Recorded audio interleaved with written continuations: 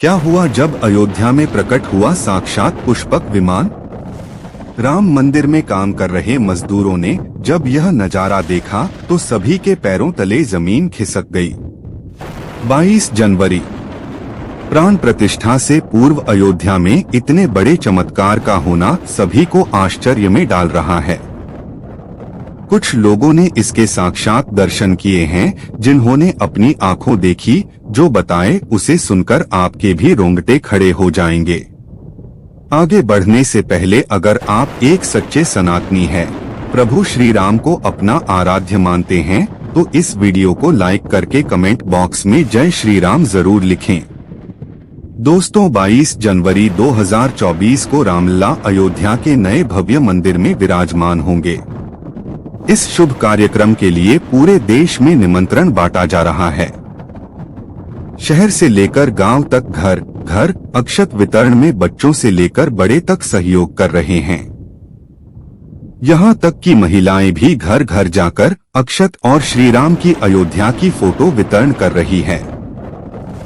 अयोध्या में राम मंदिर में भगवान रामलला की प्राण प्रतिष्ठा कार्यक्रम की तैयारियां तेजी से की जा रही है। इस कार्यक्रम को बेहद भव्य बनाने के लिए कोई कसर नहीं छोड़ी जा रही है। इस बीच राम मंदिर निर्माण का कार्य भी तेजी से किया जा रहा है। मंदिर निर्माण में जो लक्ष्य लिया गया था उसमें लगभग 80% कार्य हो चुका है। 70 खंभों पर मूर्तिकारी का काम चल रहा है। पिछले दिनों त्योहार की वजह से यह धीमा पड़ गया था, लेकिन अब वो भी तेज गति से पूरा हो जाएगा। निर्माण कार्य जल्द से जल्द पूरा करने के लिए सभी मजदूर रात दिन मेहनत कर रहे हैं। लेकिन 10 जनवरी की रात कुछ ऐसा चमत्कार हुआ जिसे देखकर सभी मजदूरों के होश उड़ गए।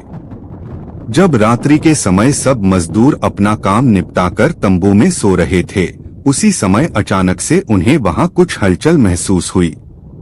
सुरेश नाम के एक मजदूर ने जब तंबू से बाहर झांक कर देखा तो उसे राम मंदिर के परिसर कुछ अजीब सी पीली चमकती हुई चीज दिखाई दी। उसने अपने साथियों को जगाना चाहा, लेकिन कोई भी उसके साथ नहीं आया। जब हिम्मत करके सुरेश जब राम मंदिर परिसर में पहुंचा तो वहां का नजारा बहुत चौंकाने वाला था, क्योंकि वहां पर उसे एक बहुत ही दिव्य चमत्कार एक विमान दिखाई दिया जिसका आकार मोर के समान था, जो दिखने में काफी सुंदर और तेज से परिपूर्ण था, जो कि राम मंदिर परिसर में पिछले क्षेत्र में उतर रहा था। लेकिन उस विमान को नियंत्रित कौन कर रहा था यह समझ नहीं आ रहा था, क्योंकि उस विमान में इतना तेज था कि सामान्य आंखों से नहीं देखा जा सकता था। लेकिन समझ में कुछ ऐसा आ रहा था मानो स्वयं साक्षात भगवान राम पुष्पक विमान के माध्यम से अयोध्या में उतर रहे हों। सुरेश ने यह चमत्कार अपनी आंखों से देखा, लेकिन अचानक से ही वह बेहोश हो गया, क्योंकि वो उसके तेज को सहन नहीं कर पा रहा था। सुरेश जब सुबह उठा तो वो उसी स्थान पर मौजूद था और उसके साथ ही मंदिर निर्माण कार्य पूरा करने के लिए जा रहे थे। उसने सभी को रोककर रात्रि की सच्चाई बताई, लेकिन सभी उसकी हंसी उड़ा रहे थे। लेकिन सुरेश मन ही मन समझ चुका था, प्रभु श्री राम अयोध्या आ चुके हैं। यह उसके लिए सौभाग्य था कि उसे इतना सुंदर दृश्य देखने को मिला, जहां शायद उसने साक्षात पुष्पक विमान के दर्शन किए थे। यानी कि प्राण प्रतिष्ठा से पहले अयोध्या प्रकट हुआ साक्षात पुष्पक विमान। दोस्तों, देश के अलग अलग हिस्सों में कई बार अजीब सी आकृति के विमान देखे गए हैं, जिनका संबंध कई बार तो एलियन के साथ जोड़कर भी देखा जाता है। यानी कि अयोध्या में उस रात्रि को मोर की आकृति का विमान देखना वास्तव में प्रभु श्री राम का ही कोई संदेश हो सकता है। लेकिन क्या यह विमान सचमुच में पुष्पक विमान है? इसकी आखिर क्या गारंटी है? इसे समझने के लिए हमें पुष्पक विमान के रहस्य को अच्छे से जानना पड़ेगा। आगे हमारे YouTube channel Amit story world पर आपको पुष्पक विमान का रहस्य बताएंगे, जिसे समझकर आपको यकीन होगा कि अयोध्या में पुष्पक विमान का प्रकट होना कलयुग का सबसे बड़ा चमत्कार है। रामायण पुष्पक विमान का जिक्र है जो पहले कुबेर के पास था। इसके बाद रावण ने उसे अपने सौतेले भाई कुबेर से लंका समेत बलपूर्वक हथिया गया था। फिर रावण इसी के जरिए कहीं भी आता जाता था। रावण को हराने के बाद यह विमान श्री राम के पास आ गया। वो जीत हासिल करने के बाद किसी विमान के कहीं जगह होते हुए अयोध्या पहुंचे थे। रावण ने इसी के जरिए पंचवटी आश्रम से सीता का हरण किया था और उन्हें उस पर बिठाकर लंका ले गया था। कहा जाता है कि पुष्पक विमान आज के विमान की तरह था। पुष्पक विमान के जरिए रावण हवाई मार्ग से सफर किया करता था। रावण को मौत के घाट उतारने के बाद उसी विमान के जरिए प्रभु श्री राम, माता सीता और लक्ष्मण लंका से अयोध्या लौटे थे। रामायण में जिस तरह से पुष्पक विमान का जिक्र मिलता है उससे तो यही लगता है कि ये आज के हवाई जहाज की तरह था, लेकिन तकनीक के मामले में मॉडर्न एरोप्लेन से कहीं आगे था। रामायण के सुंदरकांड के 7वें अध्याय में पुष्पक विमान के बारे में जानकारी मिलती है। पुष्पक विमान की आकृति मोर की तरह थी। रावण का वध करने के बाद लंका से अयोध्या जाते समय राम, लक्ष्मण, सीता एवं हनुमान जी इसी विमान से अयोध्या लौटे थे। श्रीलंका के श्री रामायण रिसर्च कमेटी के अनुसार रावण के पास अपने पुष्पक विमान को रखने के लिए 4 हवाई अड्डे थे।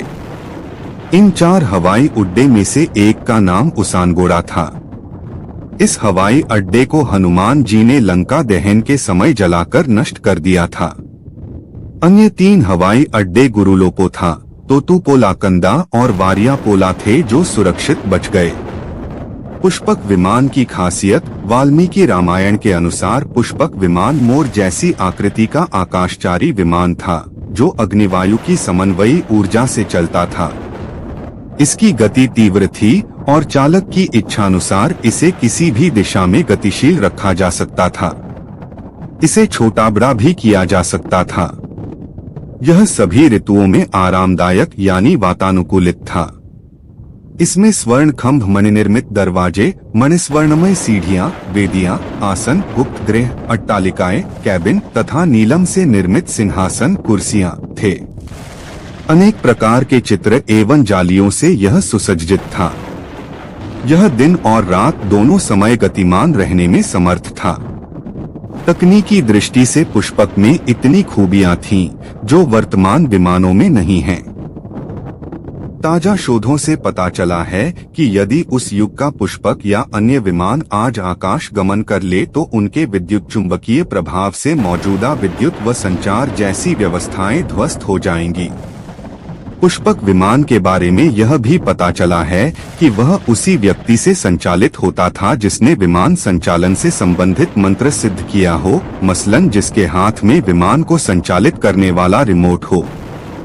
शोधकर्ता भी इसे कंपन तकनीक, वाइब्रेशन टेक्नोलॉजी से जोड़कर देख रहे हैं। पुष्पक की एक विलक्षणता यह भी थी कि वह केवल एक स्थान से दूसरे स्थान तक ही उड़ान नहीं भरता था, बल्कि एक ग्रह से दूसरे ग्रह तक आवागम में भी सक्षम था, यानी यह अंतरिक्ष यान की क्षमताओं से भी युक्त था। इस विवरण से जाहिर होता है कि यह उन्नत प्रौद्योगिकी और वास्तुकला का अनूठा नमूना था।